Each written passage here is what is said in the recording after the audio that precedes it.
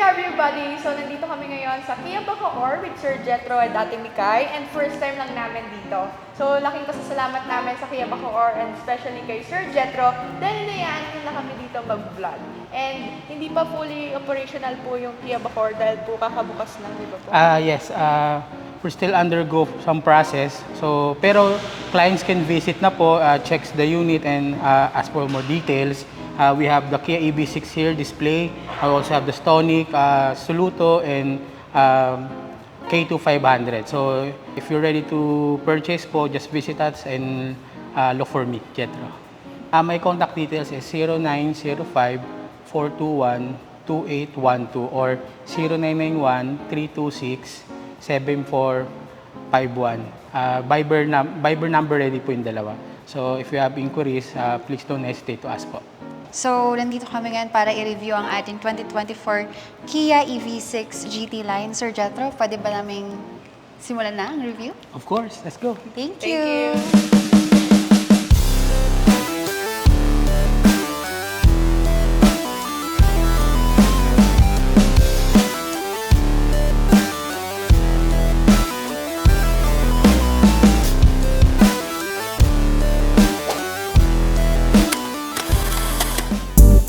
Usually, sa mga videos namin or sa mga car na i-review namin, sinisimulan namin yan in giving you a brief or short history about the car being reviewed sa video. But this one behind me doesn't have a past because this is the future. Siguro what I can share with you today is kung paano naging kakaiba to sa mga ICE or mga hybrid cars na nakikita natin today. Maybe its rival or greatest rival would be the Hyundai Ioniq 5, but since sister company sila and they share the same platform, the EG-MP electric cars platform, as you can see on the screen. So let's start with its name, EV, electric vehicle.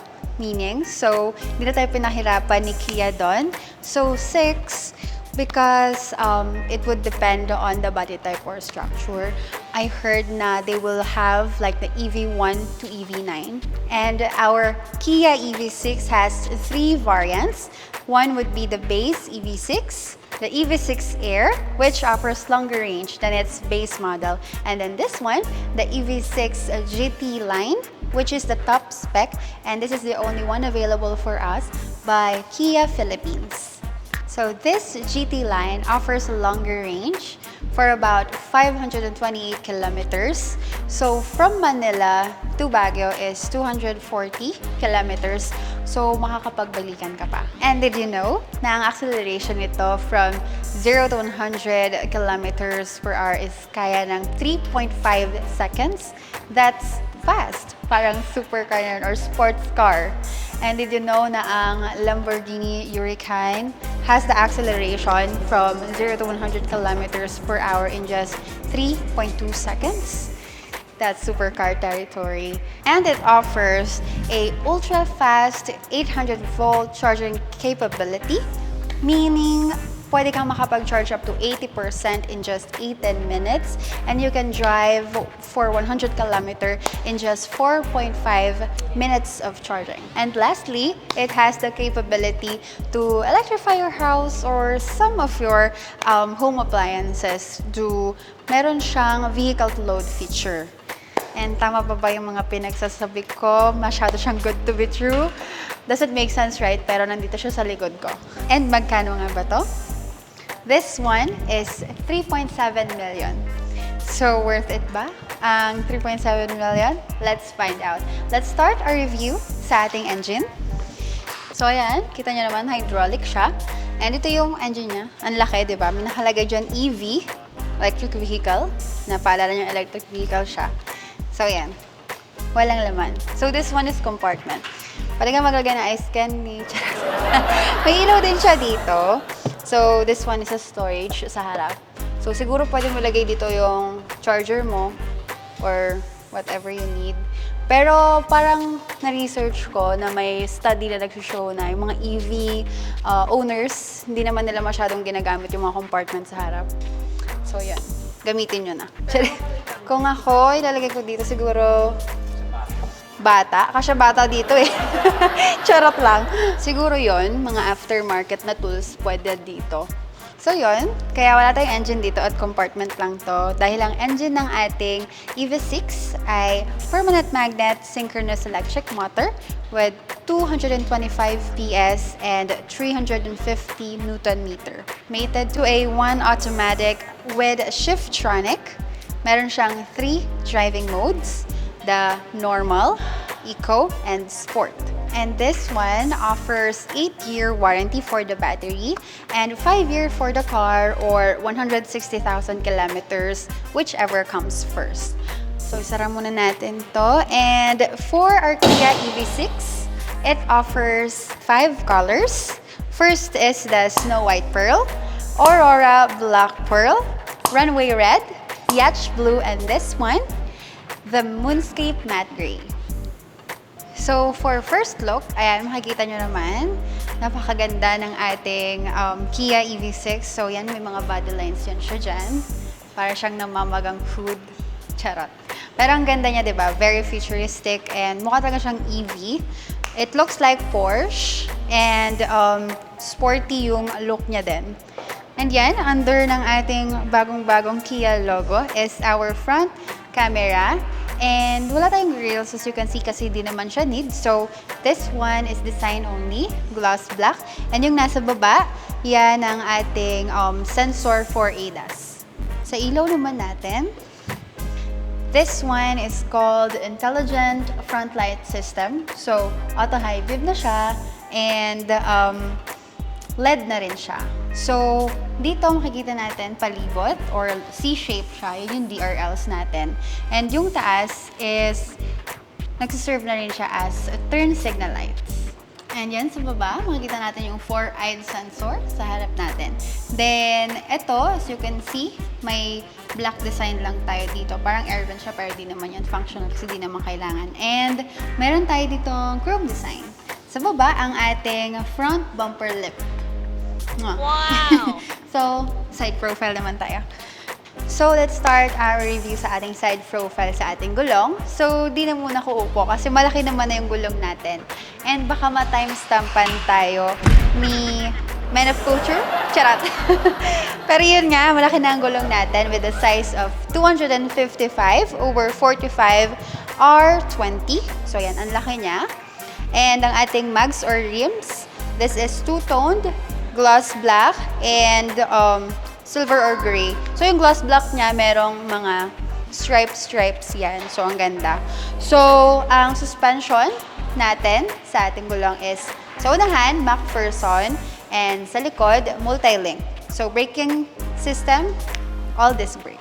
So, sa ating side mirror, this one is auto-fold. Ayan.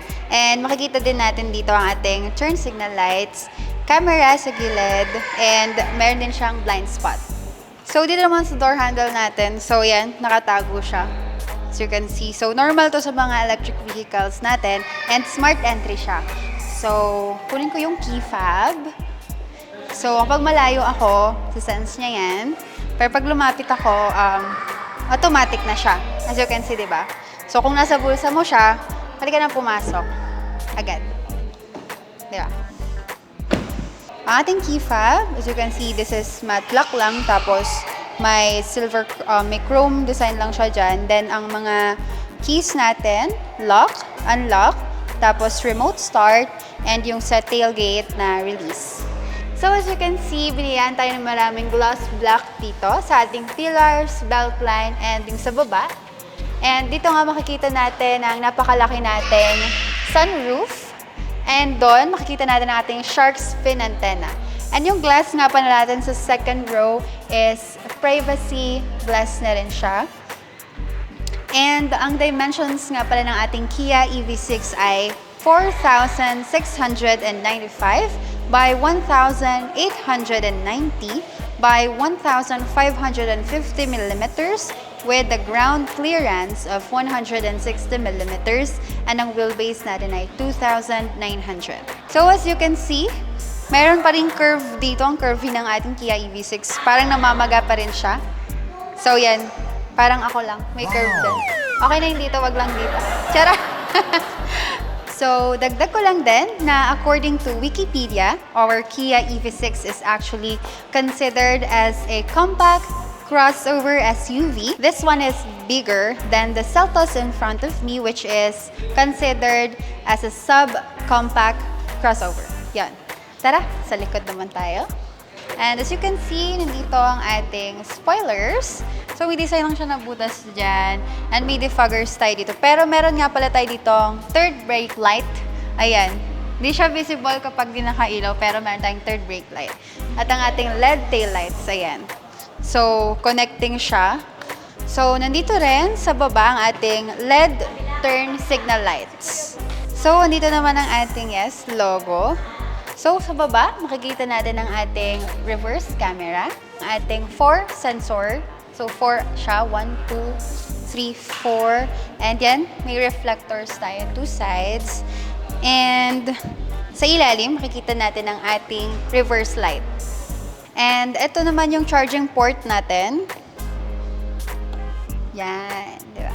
So, sa unahan yan or sa loob yan binubuksan. So, ang ating EV6, meron siyang 2 type of charging. DC fast charger of 350 kilowatts. That would be like 10% to 80% for 18 minutes. This is from charging stations. So, this is faster kasi wala ng conversion. So, ang isang type naman ng charging natin ay ang AC charging. So, this is the charging na ginagawa mo usually sa bahay. So, it would take about 7 hours and 20 minutes to full charge from 10% to 100%. Makikita mo rin dito yung parang bar. So, makita mo kung magpa-progress siya pag nag-charge. So, buksan naman natin ang ating tailgate. So, yan. Diba? Ang bilis din niya magbukas. So, yan sa taas. Makita natin dito. May dalawang ilaw dito. And, ayan yung mag-off ng tailgate. So, ito may handle dito. So, una nagwa-wonder kung para saan to. Pero para pala siya sa pag-adjust ng height mo kung medyo maliit ka, para ma-reach mo siya, yung switch. Medyo limited lang yung cargo space natin dito kasi nga pa-slope yung shape niya. So, ito, pwede mo siyang tanggalin for additional space. So, yan. Tanggal ko na rin naman. Nakita natin dito ang ating tire mobility kit kasi wala nga siyang spare tire. Tapos dito yung charger natin. And may privacy cover nga pala tayo. Detachable, retractable. Tapos dito, sa gilid makikita natin yung may ilaw dito. 12-volt socket. So dahil nga limited yung space ng cargo natin, pwede natin i-fold yung second row seat. And meron tayong control dito. So ito yun. Ayan. So, with that down, the second row seat, ang storage na ng cargo natin ngayon is 1,300 liters na. So, that would be spacious enough na sa mga kakarga nyo. And for the advanced driver assist and safety features, you can see it on the screen.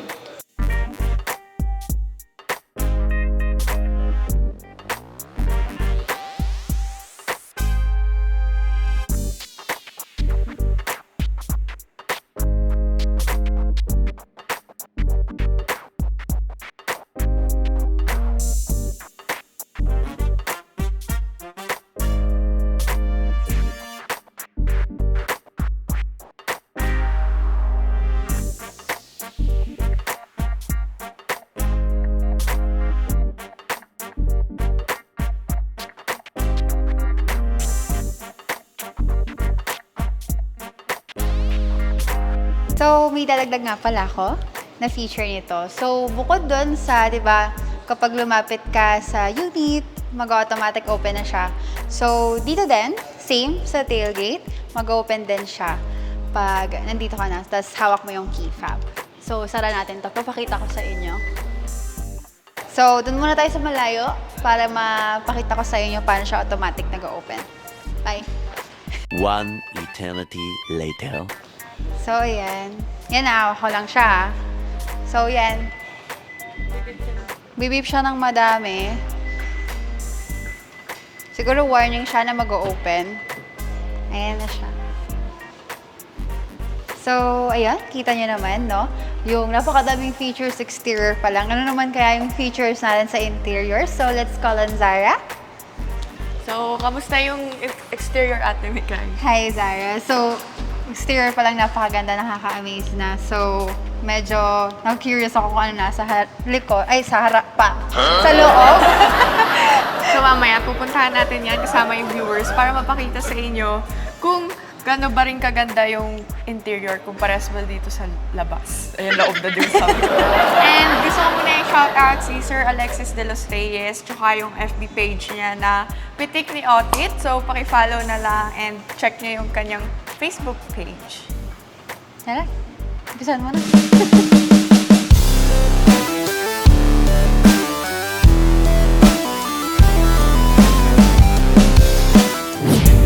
Thank you, Ate Mikay. At napakaganda talaga ng exterior ng Kia EV6. So, tingnan naman natin kung equally maganda rin ba yung loob. So, let's start first dito sa ating door panel. So, as you can see, guys, hard plastic siya.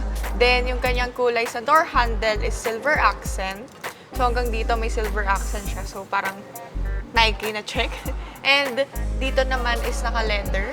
Pati yung sa may armrest. And as you can see, guys, iba na rin yung kulay niya dito. Then, etong switch na to is for the ventilated seats. And dito naman is yung sa window switches.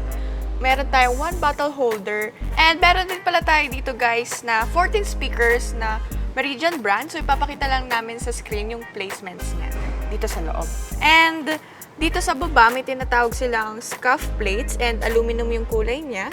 So, maganda yan pag papasok kayo para if any case naka-heels kayo, kagaya ko, hindi magagasgas yung kotse nyo. Yung upuan pala natin dito sa likod, guys, is nare-recline din siya. So, mas maganda siya if malayo yung travels nyo or di kaya naghihintay lang kayo sa loob ng kotse, may hinintay kayo na family nyo sa labas na may binibili, pwede kayong mag-relax. And yung seats pala natin here is napaka-comfy niya and tinatawag to na vegan leather seats, so no animals are harmed in this video. And meron din siyang touch of suede. And yung roof pala natin here is naka-blackout na siya, matching dito sa ating auto-fold grab handle. And yung dome light pala natin here is naka-LED and iba yung design niya. So, dalawa siyang bilog. Tingnan nyo yung ating aircon vents. Nandito siya sa may pillar na to. So, magkabilaan sila. And saktong-sakto sa akin yung aircon. So, masyado tayong lalamigin dito sa loob ng EV6. So, kung mapapansin nyo, wala dito yung mga USB port, pero nandito siya makikita sa may upuan. So, hindi naman siya ganon kalayo dahil nandito siya sa part lang ito. And Type-C na rin pala siya. So, yung aking knee room, tsaka yung aking headroom is, tinan nyo, 5 flat, pero napakalaki talaga ng space dito and super comfortable.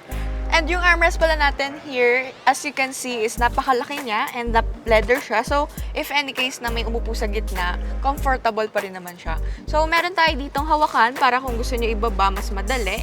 And nung una, akala ko wala siyang kasamang cup holder dahil nga ganito lang siya, isang buo.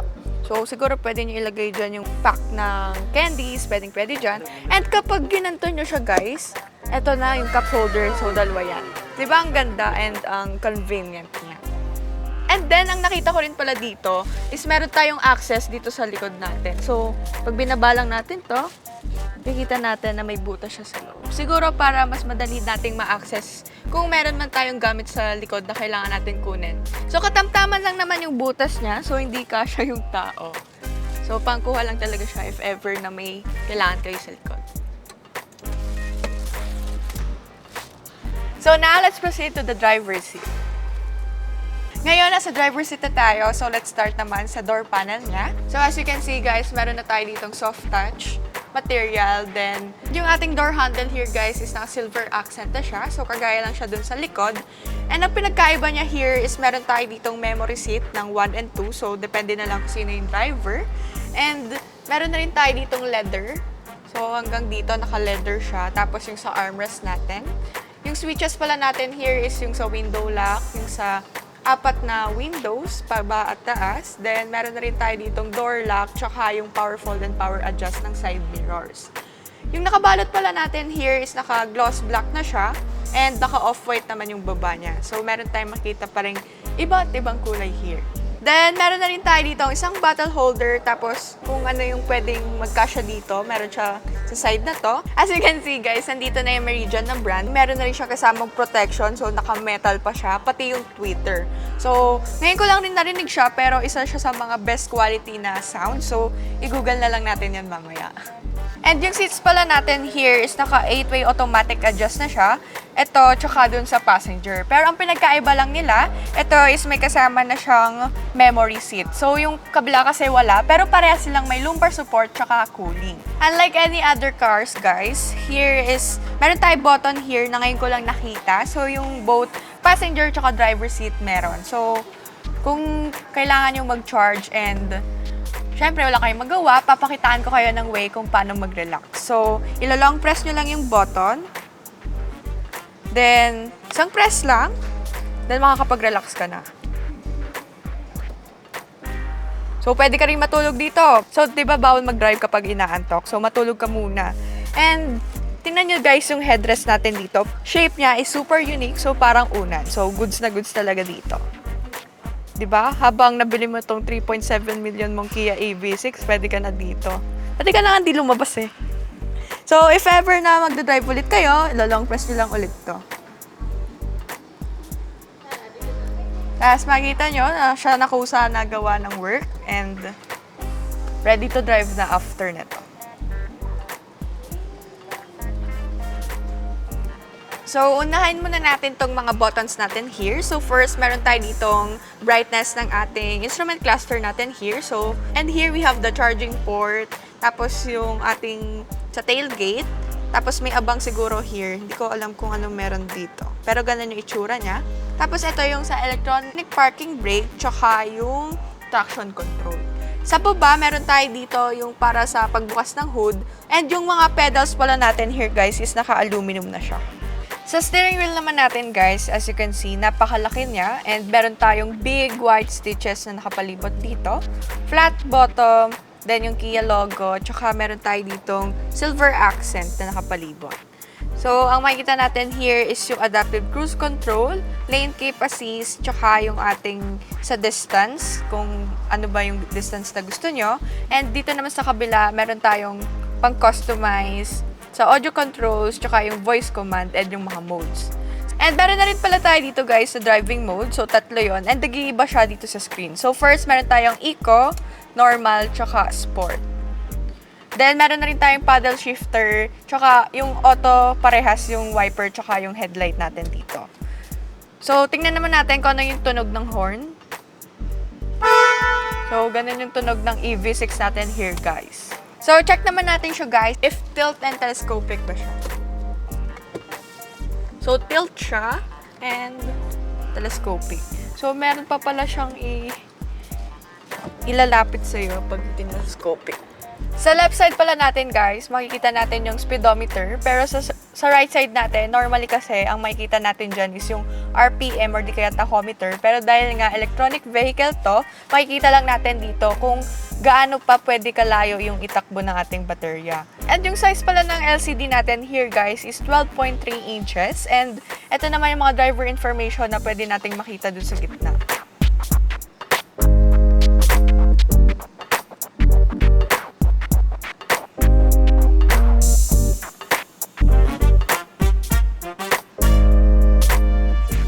And yung katabi niya pala guys is naka-infotainment screen na tayo dito na 12.3 inches na. So pag pinagsama natin siya is 24 inches na siya. And yung hugis niya is parang sa gaming monitor and naka-immersive na siya. And as you can see, very responsive siya guys. So ito pala is yung home, then yung nasa left side natin, ito naman yung kung gusto nyo makita kung ano pa yung pwede nyong takbuhin dun sa battery. Then, unahin muna natin tong quiet mode. So, may quiet mode tayo here kapag may gustong matulog sa likod. Pwede natin yan i-on para dito lang yung radio sa may unahan. So, ang galing nun, diba? Then, next, meron tayo ditong EV. Para rin doon sa quick preview natin sa left side. And meron na rin tayo ditong phone projection. Bluetooth hands-free, yung Apple CarPlay, tsaka Android Auto. And dual zone aircon na pala tayo dito guys. So if ever na hindi maginawin yung driver's seat tapos laging giniginaw yung nasa passenger seat, pwede natin i-adjust yan ng kung anong gusto nyo. And if ever na gusto nyo mag-display off or gusto nyo i-customize, pwede. So, pag display off, ganun yung itsura niya. At meron na rin pala tayong automatic sunshade tsaka sunroof. So, magantuin lang natin sila. Suppose na siyang magbubukas. Mas malakas pa yung pagbubukas ng sunroof, guys, kasi doon sa makina natin dito, which is super nice. Dahil blackout pa rin yung ating ceiling. Tapos, meron tayong map light. So, ang galing naman nun. Diba, na-detect niya. Nagulat ako nag-open bigla.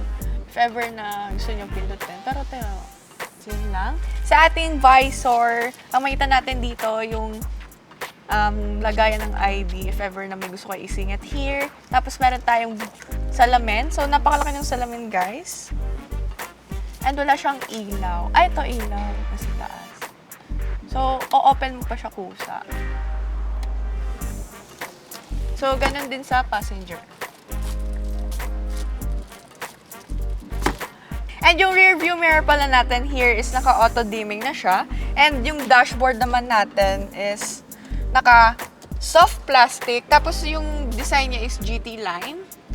Check naman natin guys yung glove box. So pipindutin lang natin siya here. So hydraulic na siguro siya dahil mabagal siya magbukas. Hindi siya yung parang lalagabag agad. And as you can see, napaka-laki ng space natin doon pero makitid siya and may divider. So, bawing-bawi naman siya dito kasi meron tayong lagayan sa ilalim. Pwedeng maglagay kahit yung mga, alam niyo, yung mga paglalaking shoulder bag na ganito kalaki. Pwedeng pwesto dyan. And meron siyang handle dito pero hindi ko alam kung convenient ba siya. Pero comment down below kung para saan ba talaga yun dahil hindi ko rin sure. So, dito meron tayong 12-volt socket. Tapos dito, charging port na Type-C. Charging port rin to na Type-C. Tapos ito naman yung sa USB port natin. Tsaka Type-A. Then, as you can see guys, yung glove box natin dito, yung design niya. So, sana matanggal namin yung plastic pero papakita ko na lang close up. Yung design niya is yung kagaya dun sa may dashboard. So let's check pag binuksan natin siya. So, as you can see, para siyang bangi. Napakalalim mo. And ang dami mo pwedeng ilagay. For example, wipes, alcohol, kung ano pang mga gusto nyong ilagay dyan para easy to access na lang. And ito naman, syempre, it comes with a wireless power charging. So, lalagyan nyo lang yung phone nyo dyan. Lagayan ng susi. So, ayan, nakalagay na dyan. Tapos, 2 cup holders. Yung ating electronic shifter. Ito na siya, guys. And tingnan nyo, napakaganda. So, reverse, neutral, tsaka yung drive. Ito yung on and off ng parking sensors natin. Auto hold. And meron na rin pala tayo ditong button para kung gusto nyo makita yung kotse nyo, yung 360 degrees camera. So, nakikita natin siya sa screen. So, first, ito yung likod. Tapos, yung 360 degrees. Tapos, dito, tatlo siya, guys. So, meron dito. Meron din dito. Tsaka, ito. Diba? 360 degrees camera. So, pwede rin natin to i-zoom. Naka-zoom na pala siya. Diba? Parang bird eye yung dating. Dahil nga, naka-push start button tayo, andito natin siya makikita. So, diba? Ganda ng design and kanina pa talaga ako dito guys, pero ang angas talaga ng pagka-floating design niya. And as you can see, ito, makita natin, yung kulay blue pala, let me correct you guys kasi nagkamali ako. Dun sa likod, hindi pala ventilated seats yon. Dahil yung sa likod, nainit siya. Pero dito sa unahan, pwede siyang palamigin or di kaya painitin. At meron din tayo dito yung para sa steering wheel naman kung gusto niyo siya painitan. So, sa ating display naman dito sa aircon, may isa ditong maganda na napawaw talaga ako. Like, kasi tingnan nyo, di ba aircon lang yan. Ito yung mga sa display, so mga fan, sa mode, tsaka yung dual zone aircon natin. Pag pinindot natin to guys, kahit hindi na tayo dun sa touchscreen, meron tayo ditong shortcut. And even the dials, yung sa gilid na to, nag-iiba siya. So, tingnan nyo ulit, check nyo ulit. Diba? Ang syala. So, meron siya dito ring pihitan. So, overall, yung opinion ko pala dito sa loob, so first, dito sa ating dashboard is napaka-immersive na pa-curve yung kanyang itsura. So, napakaganda and yung 24 inches natin na floating. So, puro floating dito and all gloss black kasi hindi namin mapapakita sa inyo guys. Pero, meron siyang combination ng silver accent tsaka gloss black. Ang ganda niya talaga and kung gaano siya kaganda dun sa exterior, ganun din siya kaganda and ka-comfy. Ngayon naman, balikan natin si Ate Mikay. That concludes our review for our 2024 Kia EV6 GT line. Kayo, bet nyo ba? Comment down below. And i-flash lang naman yung contact information ni Sir Jethro. And please do visit here guys sa Kia Bacoor dahil bago pa lang dito and ang dami yung naka-showcase sa showroom nila. And please don't forget to subscribe to our YouTube channel, Car Review page, and hit the notification bell para lagi kayong updated sa mga susunod pa naming upload. And see you on our next videos! Videos! Bye! Ang awkward. Isa pa yung Yan. O, angat konti. Yan. Saan titingin? Ating headlights. Doon ako start. Ha? Headlights.